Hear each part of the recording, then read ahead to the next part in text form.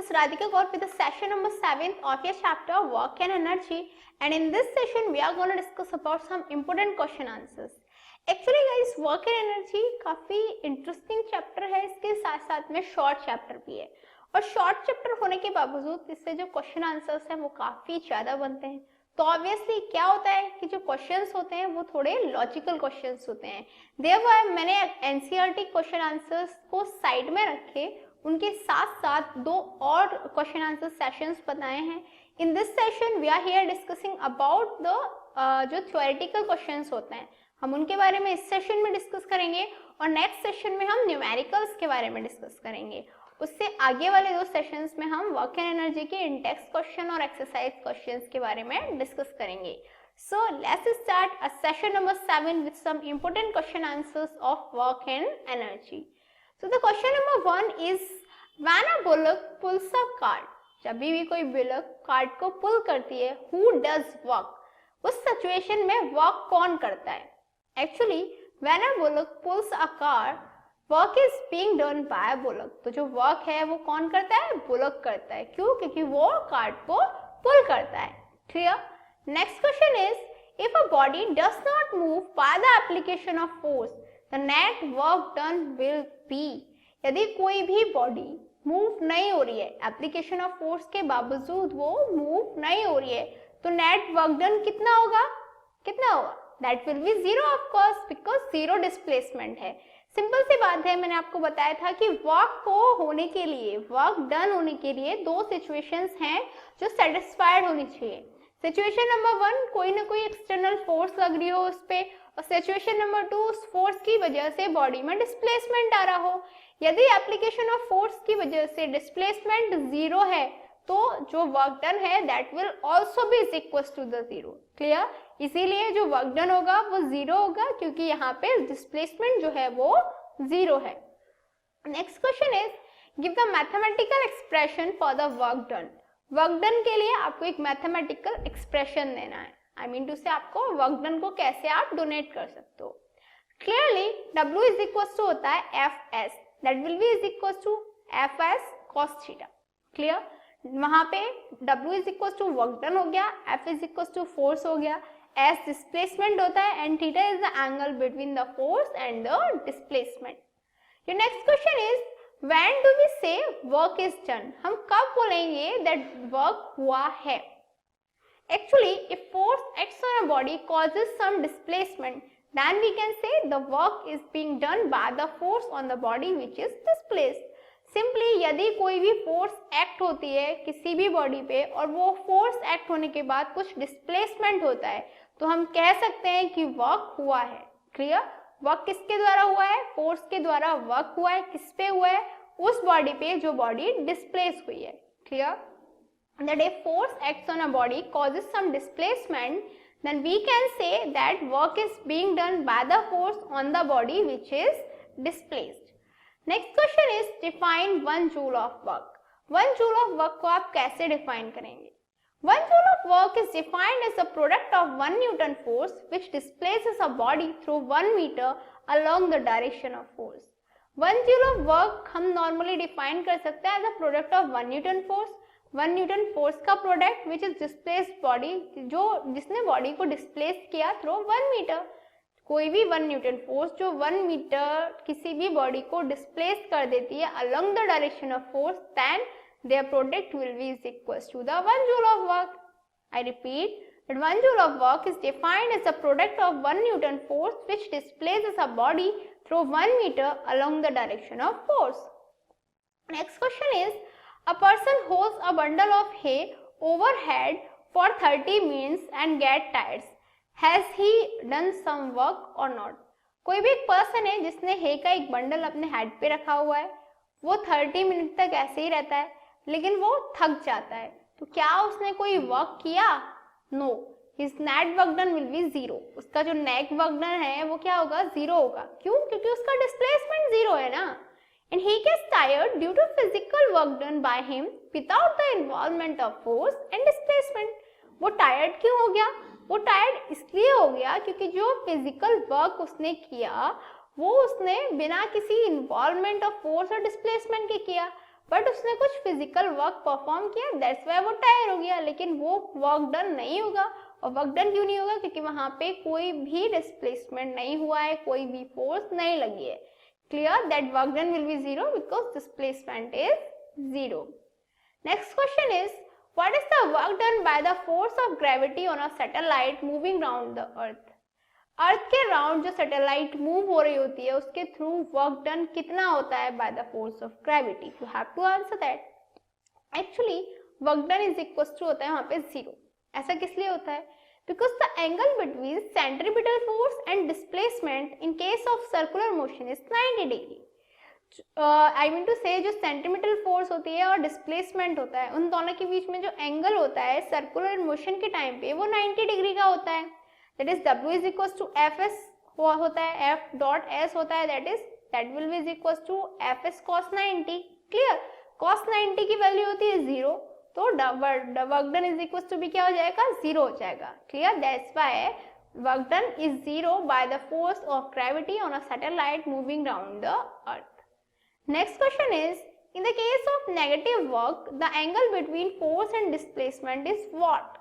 Negative work done के case में जो एंगल होता है फोर्स एंड डिस्प्लेसमेंट के बीच में वो कितना होता है? You have to answer that. In case of negative work the angle between force and displacement is 180 degree. Negative work done के टाइम पे क्या होता है? जो एंगल होता है फोर्स और डिस्प्लेसमेंट के बीच में वो होता है 180 डिग्री का। That is force and displacement will be opposite to each other. Simple सा मीनिंग है कि जो फोर्स है जो डिस्प्लेसमेंट है वो एक दूसरे के अपोजिट होते हैं। Work done is equal to होता है F dot S, that is F is cos 180 degree.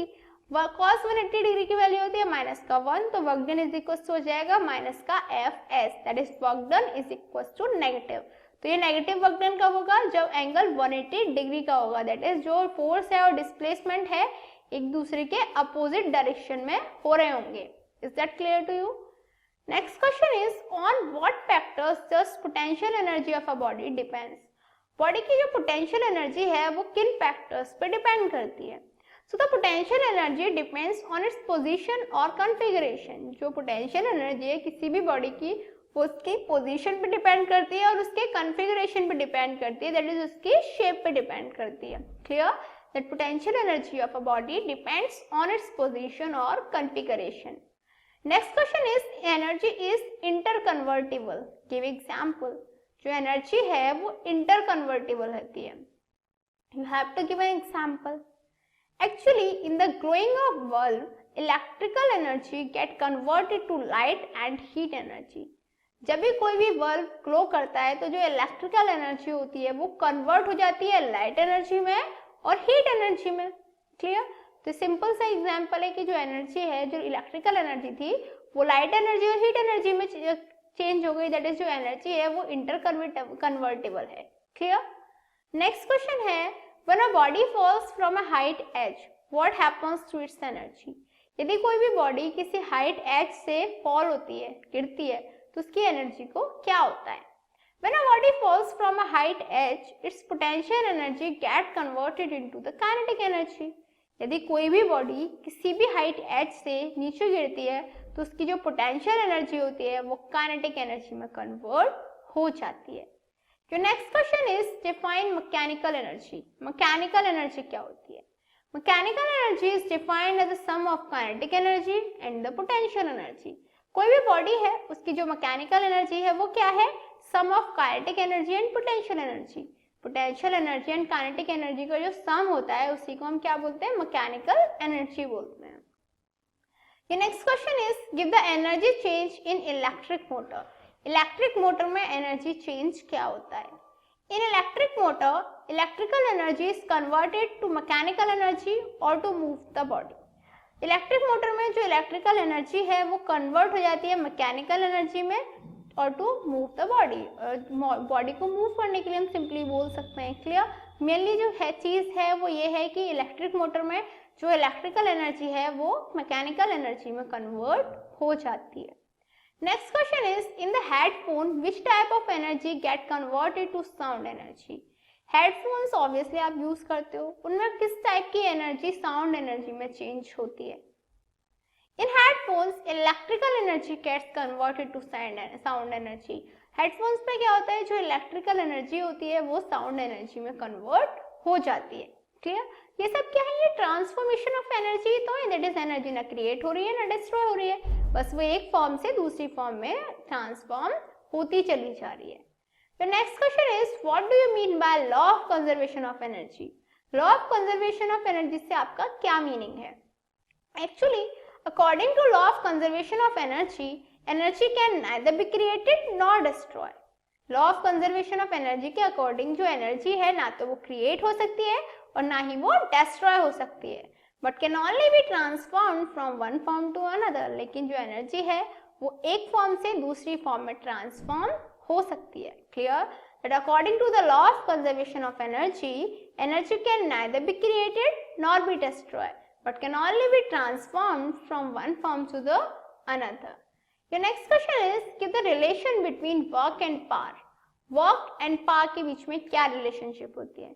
So guys, as we know, power is the work per unit time. That is, power is the rate of work.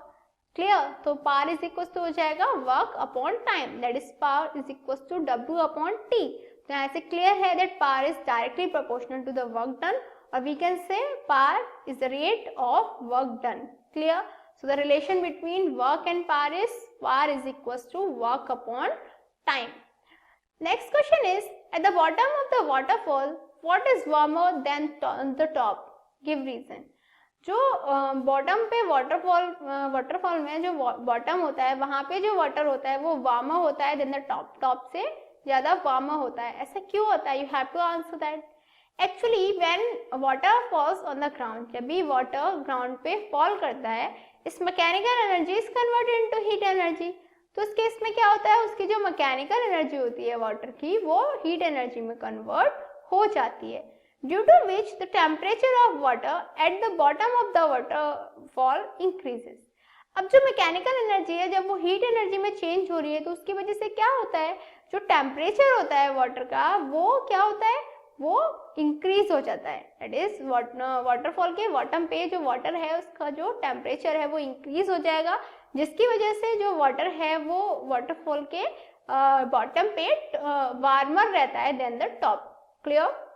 That when water falls on the ground, its mechanical energy is converted into heat energy, due to which the temperature of water at the bottom of the waterfall increases. So what did we learn today? आज हमने क्या study किया? आज हमने study किया कुछ important and logical questions related to the work and energy.